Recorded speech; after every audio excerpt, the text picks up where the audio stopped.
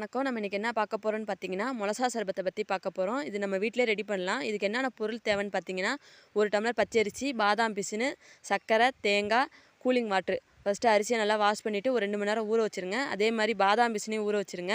அரிசி ஊறினதுக்கப்புறம் மிக்ஸி கப்பில் நல்லா அரிசியை பேஸ்ட்டு மாதிரி அரைச்சிட்டு தண்ணியை ஊற்றி அரிசி மாவை கரைச்சி வச்சுங்க. அப்புறம் ஸ்டவ் ஆன் பண்ணி பேன் காஞ்ச பிறகு இந்த கரைச்சி வச்சு அரிசி மாவை ஊற்றி நல்லா கிண்டிக்கிட்டே இருங்க. சிம்லேயே வச்சு கிண்டுங்க, கட்டிப்படாமல் நல்லா பேஸ்ட்டு மாதிரி வர வரைக்கும் நல்லா கிண்டிக்கிட்டே இருந்துட்டு அப்புறம் ஸ்டவ் ஆஃப் பண்ணி ஆற விட்டுருங்க. அப்புறம் கூலிங் வாட்டரில் நம்மள்ட்ட இது மாதிரி ஓட்ட கரண்டியாக இருக்கும், அதை வச்சு காராச்சவு புளிகிற மாதிரி புளிஞ்சிட்டு எல்லாத்தையும் புளிஞ்ச பிறகு அந்த தண்ணியை வடிகட்டிடுங்க. சர்க்கரை பாகு ரெடி பண்ணி வச்சுங்க. தேங்காய் பாலை திக்காக புளிஞ்சு வச்சுங்க. அப்புறம் ஏற்கனவே பாதாம் மிஷின் நம்மள்ட்ட ரெடியாக இருக்கும். அப்புறம் ஒரு கிளாஸில் அந்த அரிசி மாவில் செஞ்சுருக்கோம்ல அதை ஃபஸ்ட்டு போட்டுங்க.